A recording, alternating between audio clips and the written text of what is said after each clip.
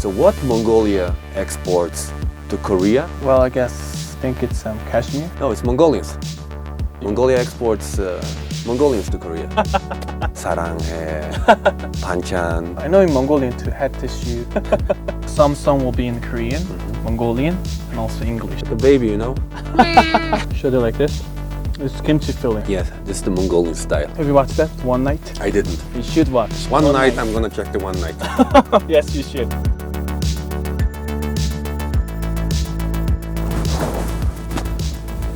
All right. Wow. Please watch your head. Please close the door. Okay, should I close the door? Ah, it's getting cold now. Yeah, it's cool. Let us put some Wow. wood into the fire. All right. Want to put something? Yeah, why not? Like this, right? Yeah. Okay, it's burning well. Should I just close it? Okay. Yeah. So John, welcome to Mongolian GER. And some Westerners call it yort, but we Mongolians, we call it GER. Yeah, I really like it. Yeah, thank you. Yeah, getting really hot already. My pleasure. So let's take our jackets and just sit down. Ladies and gentlemen, please welcome Mr. Javkha, who is a singer, performer, and English teacher living in Mongolia. And this is our first episode of GER Talk. Hi, John. Hello, Zolo. So, we are in a Mongolian traditional GER, so I'm gonna pour you traditional Mongolian milk tea. Sure.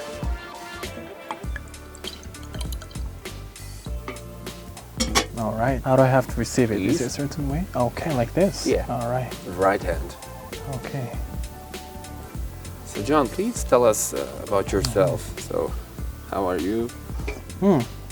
Anyway, I'm really good. Yeah, as you said, my name is Javkha. I'm very great to be here, and especially I've never been in this kind of setting with this traditional Mongolian GER, with this traditional tea. Me too. I feel really special and welcoming, right? Yeah. I like it. So, is it normal to have this pose for Koreans? Yeah, I mean, do you feel comfortable about it? Yeah, I feel so comfortable. For Korean, definitely it's okay. We call this appa pose, Appa pose. like daddy pose. Daddy pose. Yes, we used to be trained a lot like this. Because Korean, we have this living room, we have this little table. We always gather together and have meal with this pose. So we kind of got used to it. But I'm sure that it will be hard for you to stay longer like this, right? I guess so. So it's a dad pose. So I'm not a dad. So what would be a certain pose for me? But what about Mongolia? How do they pose it when they sit? This is our traditional pose for men, like sitting like that. Oh, really? Yeah. In Korea, this we call 할머니 자세.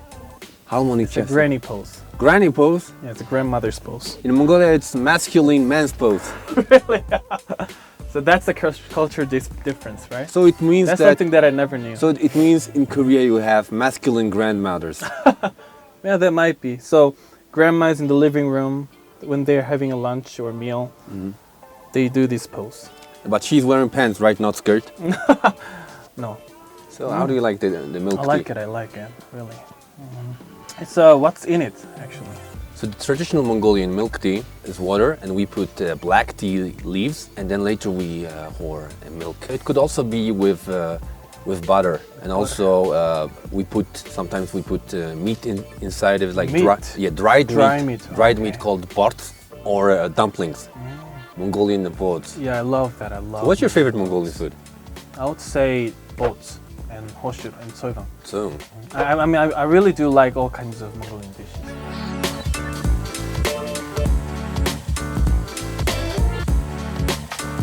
So tell me, what is your definition of education? Well, the meaning of education actually literally the process of training, right? Teaching to improve their skills and knowledge at school, right? At institution. I love to teach because I feel really appreciated when they realize that they're learning something from me. When they appreciate it by that, I really feel worth teaching. And then teaching is not only giving something, but also, for more than that, it's more like sharing. Wow, I really love your definition of sharing, in that you get value from seeing your students take from you. So I also would like to ask you, so who was your favorite teacher when you were a student? A I really never thought of that, but if I have to think of right now, there's one PE teacher, a physical activity teacher, and then the one thing I can remember about him is he was very caring. That's what I love about him, and all majority of students that actually really respect him and followed him really well, because one of the reasons was not only he was there to teach the thing or teach the subject, but he was there to love and take care of us, and then we could definitely feel them. So I was really appreciative about it, because he was keep asking, how is it everything going, how is your life, if there's anything difficulty, let me know. So those kind of the little words, a little caring, that's the things what makes to be the great teacher. What was your best experience as a teacher? Yeah, as I told you, I feel really excited. Followers, the students felt that they are learning from me, whether it's in English, whether it's in music, whether it's from my experience. But the most exciting things about teaching in class is because I can lead them. It's my crew, it's my ship, right? And that they're ready to listen. And then not only the subject, I'm so happy, I'm very excited to share my personal experience. So that's also the great part of being a teacher. I'm Mongolian, you're a Korean, and we wouldn't communicate in Mongolian or in Korean because I don't speak Korean language, but we have an intermediate, which is the English language. Yeah. So I have a question. What is your favorite English word? English word. Yeah. I would say awesome. Awesome. Yeah, awesome. Awesome. So you were top 25 of Universe Best Song, and you also won the International Bruno Mars cover competition. Oh yeah. So tell me about these experiences. That's the most valuable, unforgettable memory of me living in Mongolia. Because as a foreigner, I never expect to be going on that level, right, in Mongolia. And then I never thought of myself that I'll be in the top, one of the top, the singer in that competition. And then I was very flattered. And then at that time, I really got so much loved by Mongolian. Through that time, I got to have many good Mongolian friends. And you know, believe it or not, one of my best friends are Mongolian. So through the competition, so many things have changed me, right? And then I start to call this country, this Mongolia, as my second home. So not only just musical career, it's just that competition gives me something more than that, something very, the worth experience, most valuable experience, the turning points of my life. I'm working on it to release my single album this year. Guess what? Not only Korean, but in Mongolian. So you'll sing in Mongolian language. It's gonna be my first challenge, adventure, but I love to try. I love to tell Mongolian people how I love and how I respect this nation, this country, and these people. Wow. So your album, it's gonna be all Mongolian, or? Some song will be in Korean, Mongolian, and also English. But mainly I want to focus on Mongolian first, because Mongolia is the country who make me a singer. I really like it, and I believe you will be the first foreigner who recorded an album with Mongolian songs. I hope so. And then I hope they like it. Yeah, I believe it's gonna be a great album. So tell me, who are your favorite singers? Well, if I have to say in the word, worldwide, I would say my role model is John Mayer. John Mayer. That's why my name is also John Ko, following the name John. He's very genuine. And I also play guitar. When it comes to the lyrics that he wrote, it's just amazing. So now we know why you chose the name John. Yes. In the last 15 years, we have a Korean wave in the world. So for example, if we take a look at the history of Korea, so Korea has been invaded 400 times in the last 2,000 years. But in 21st century, Korea is invading the whole world through its culture. That's true. In a good way, right? Yeah. Good way, okay. I'm living 2 years in Mongolia, and I was believing that I will get to know about my roots, but I learned more about Korea than Mongolia. Like, Oh, really? yes. So Korean food is very popular in Mongolia. Korean dramas, Korean music, K-pop. So how do you call the Korean wave in Korean language? Well, we call it Hanryu. Hangryul. Yeah, Hanryu. It's the exact meaning Korean wave. Korean wave. Yeah, Hanryu. So Han is more like Korean, Korea, and Ryu is more like as a wind. It's a wave. Yeah, I can see that. The Koreans and the culture, they're really doing a great job promoting their country and their city and their people to all over the world. I still believe that the young generation, they should love their country first. They should be proud of their country, the Mongolia first, their language. But I'm really happy to see that as a Korean, to appreciate our music and our culture, and then I really appreciate by that. Korean boy band BTS. Oh, there's. So in 2018, they contributed almost $5 billion to Korean economy. Really? Yes. Oh, I didn't even know that. And 300,000 people every year go to Korea because of BTS. What's the reason behind the success of Korean culture, K-pop, Hallyu in countries like Mongolia and other Asian countries? I think, obviously, because they work hard. Yeah, they work hard, they don't sleep. You know, they train and they learn and they practice until the midnight to be to that level. And there is a saying like, practice doesn't make perfect, but practice good. The right practice make them perfect, right? So I think they know their way how to practice well. What those kind of things come from is education, right? So giving them a right and good education, and good quality of education makes them to practice and to go in a right way. And I know that each Korean artist trains at least for 7 years before getting promoted. You know, one thing about the Asian culture, right? Especially in Japan and Korea, when they greet, we always bow like this. That's what makes Asian culture, Asian people looks humble in the first sight, right? In the first impression.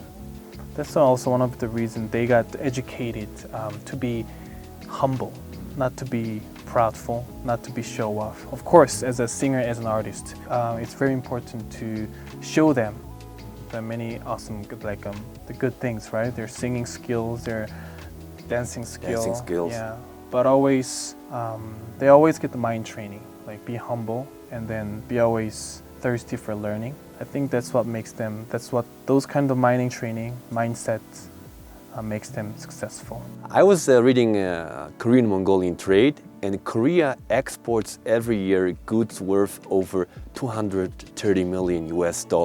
And I was wondering, for a 3 million population of people, it's a lot, $230 million. And I was wondering, so what Mongolia exports to Korea? And guess what Mongolia exports to Korea? Well, I guess if you see this picture, I think it's cashmere. No, it's Mongolians. Mongolia exports Mongolians to Korea.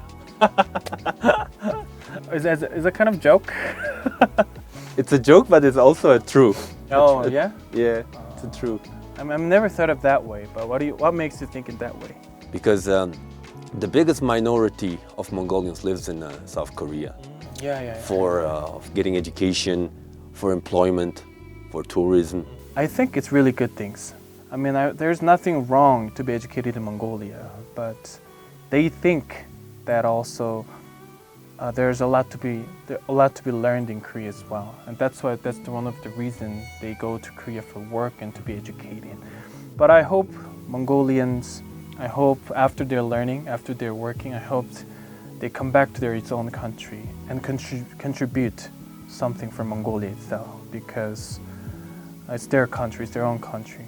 So believing that, in terms of that, it's the same as Korea. Of course, we come to Mongolia, right? Some people come to Mongolia, some people go to America, to Canada, to see more things in their life and to learn more things in their life, right? So I think it's the same thing. So going to Korea and exporting Mongolians to Korea, for me, it comes to me really welcoming, and I really appreciate that. I'm really happy that many Mongolians love the country, Korea. Yes, especially I think Mongolians who lived in Korea, they come back to Mongolia and they set up Korean restaurants. I eat at least once per week Korean food. What did you say? What's your favorite food? So my favorite Korean food is kimchi jjigae. Kimchi jjigae. Kimchi jjigae. Isn't this spicy? I love the spiciness. I also love that, you know, the part when there's a pork fat. Pork fat. Yeah. Oh.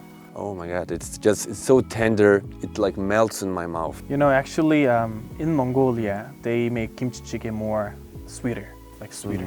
But okay, just visit Korea. I will take you to the original kimchi jjigae. It's very spicy. You should be ready to that. Okay.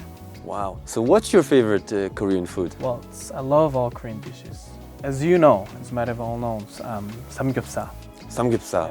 I like samgyeopsal too, but Mongolian students, they love nongshim. Nongshim. Yeah. That's a brand. That's a company. That's a brand. Right? The Korean brand. Noodle, right? Noodle. Korean noodle. So do you eat noodle? Of course. That's the main dish. That's the all Koreans' favorite dish. But we Mongolians, we love the most kimchi. Really? The fermented cabbage. Yeah. I love it. Yeah, we call it Korean pickle. Kimchi. Yeah, fermented vegetable. Yeah, that's right. That's the right word. What Korean food you can cook the best? Well, of course, nongshim, the Korean noodle. I'm really good at making kimchi 볶음밥. Kimchi 볶음밥. Oh, what's that? Kimchi 샤르승부터. The fried rice. Oh, kimchi with fried rice. Yes. And in our vocabulary, we say a lot of Korean words like 사랑해, yeah, you know, banchan or Yeah, 오빠. like, I know in Mongolian to head tissue, right? How's your Mongolian? Well, I'm getting there. One thing I found that is Korean grammar and the Mongolian grammar structure, sentence structure, are exactly the same. Are exactly the same. Yeah, except a few rules. It's just one of the challenging things is just learning pronunciation, that accent. Pronunciation. They have some strong accent, right? You said you're gonna release your album and you will have songs in Mongolian language. So who are your favorite Mongolian singers? Well, there are many, but if I have to pick the singer Bolt, because that's the first song that I actually tried to cover. You know the song like Teretin, Terelek Pishkise, Taru Hungdo Go Hung, Tanao Ning Notzla. Wow. Could you sing a part of your favorite Korean song for us? Korean song. I really like Big Bang. I used to sing 하루하루 a lot. 돌아보지 말고 떠나가라. 나를 찾지 말고 살아가라. 이승철, do you know? 이승철. There is a song called My Love. Mongolian love that song. The love that cleaves, actually. 힘껏 안아줄게 널 지면서 My love. 넌 듣지 못할 널 사랑한 네 말. My love. Wow. So you sang a song in Mongolian, Korean. Now please do homie. That's something that I can really. I mean, I tried before, but it's really hard. I mean, wow. That's whenever I listen to that hummings, the Mongolian, the traditional song singing style, it's really amazing. So also like recently there is a huge news, not only in Mongolia, Asia or in the world, that few Mongolians beat Koreans. Like, what do you mean? Like, you know, the Who. The Who, oh, they beat they beat the BTS from Billboard's world album sales. That's new news for me. That's great. I know a few Korean songs, and like one of my favorites is by Big Bang. It's called Blue. Blue. Na na na na na na na na na na. Da da da da da da da. Also, like G-Dragon's song, but I forgot the name. It's like doom do do do do do do do baby da da da da dee dee ba ba ba ba ba ba ba. It's hard to get that by your pitch, but yeah, yeah. Maybe I should go to Korea and participate in a Universe Best Song of Korea. But let me teach you more Koreans, and then you can try. Okay. Really astonished me is that the name of the contest is K-pop artist, or what was the name? Superstar K, or we call Superstar it, K. Yeah, K-pop star, right? Every year there are almost 2 million contestants. It's like 4% of Korea's population is like competing to be a K-pop star. Yeah. For example, American Idol, and US has 300 million population. So for American Idol, every year 60,000 people compete. So you see how influential of the entertainment market in Korea. Sometimes it's too much, but try to see the bright side and good things when it comes to marketing and promoting themselves. Not only in Korea, but now it's just globally, right? And worldwide. Yes, like I believe in 80s, no one in Korea would consider being a singer or an artist as a legitimate work. But today, with Korean K-pop, Korean culture influence, it's a hard work, and Koreans are proud of their culture. Yeah, that's true.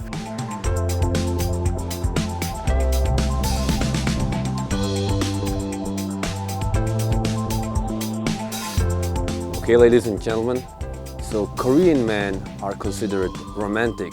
But what's even more romantic? A Korean man making Korean dumplings. Okay. Traditional roles are switching. My ancestor used to hunt, used to fight. Now we're in the kitchen making Korean dumplings. Okay.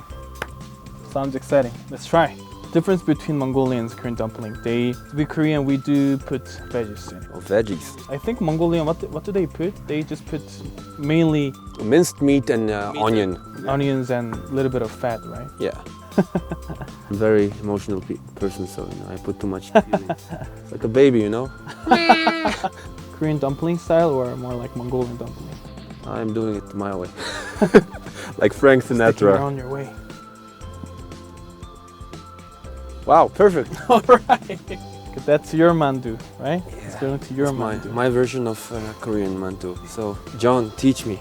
All right. I mean, I'm not a good cook of mandu, but let me try. So you call it mandu? Yeah, mandu. Mandu. How do you call it Mongolian? We call it bots, Boats, right? We call it boats. which stems from Chinese baozi. But that's interesting that you don't use the roller. We're supposed to use it actually. Oh, All right. Does it look even yes. somehow? Yes. All right. But let me just try. And then you place the fillings in the center. The more you put filling, the more delicious it will be. But be careful. Tofu, kimchi, Chinese noodles. And green onions. Like Green chives. We usually edge of the wrapper. Yeah, you're making it like my grandma used to make the Korean dumplings. Damped. Not too wet, not too much. But what's new for me is like using water in the dumpling making process. See, it sticks even better. The corner side of mandu wet. And then we make this, both sides comes together. Here's a little rosebud shape.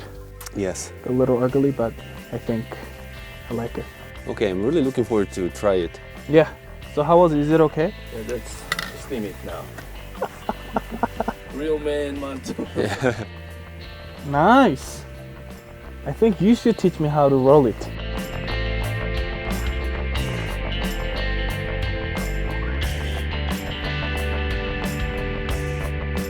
Nice. See you later, my friend.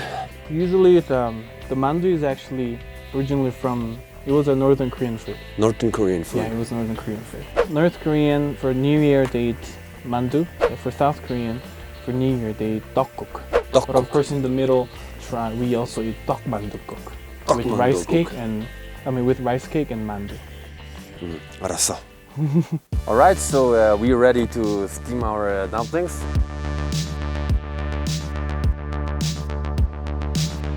See you in 20 minutes. Okay.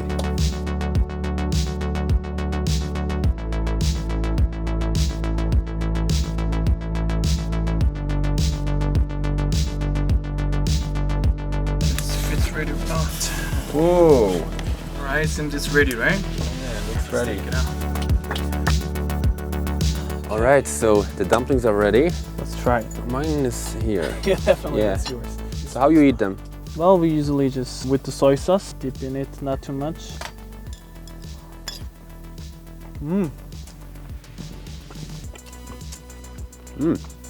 I tried kimchi one. I have the mild one. Maybe this is the kimchi one. It's good. I'm gonna try yours. I'll try yours. Should I like this?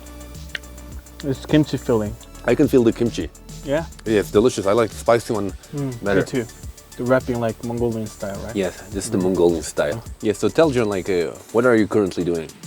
Right now I'm a director of BF International Company. And then I'm mainly focused on the entertainment field. So try to introducing Mongolian movies to Korean market, major market, Wow. like LG, KT, SK. That's one of the three major market in Korea. We are distributing the Mongolian movies to there. I see. So what's your favorite Mongolian movie that you did watch? So far, for the historical movie, I like Hilden. And also for the comedy, I really like One Night. Have you watched that? One Night? I didn't. You should watch. One night, I'm gonna check the one night. Yes, you should. I'm very honored to introduce this Mongolian music and movie to Korea because I really hope that I'm crying. Please. No, I'm really hope that the Mongolians, the music and the movie industry shines and promote it to not only in this field, Mongolia, but also out of Mongolia, internationally, through Korea. Because Korea is one of the biggest international market in the world. Wow, so John, I see you as the bridge between Korean and Mongolian cultural exchange. You organize also Korean cultural weeks in Mongolia. I work with them together. I used to work with them. Last year I worked as a music director. Try to have all these Mongolian singers and Korean singers together on the stage. Try to do something together. Wow, John, so you started in the field of education, English education, and now you are, I would say, promoter and teacher of Korean culture to Mongolia and Mongolian culture to Korea. And you are soon releasing your album. Oh yeah, that's the big news also. And hopefully by December, I will release the first Mongolian song. It's like a Christmas gift for Mongolians. Yeah, hopefully. Yeah, if you release your album, let me know. I'm gonna listen to it. So John, thank you very much for teaching me how to make the Korean mandu dumplings. And the dumplings were really delicious. I love them. Like, I want to eat the last piece. Can I have one? Yeah. All right. How is it? 사랑해. Delicious. So, John, I wish you all the best with bridging the Mongolian culture in Korea and vice versa. I wish you all the best with your album release. And thank you very much for coming. Thank you. Thank you. Thank you for having me today. I will do my best to promote Korea, not only Mongolia, to the worldwide. And also I love to promote the Mongolian culture to Korea and to the whole world. I think that's my passion and mission. So thank you. So I have a last question, John. How to say goodbye in Korean language? Or see you later? 안녕, 다음에 봐요. 안녕, 다음에 봐요. 안녕, 다음에 봐요.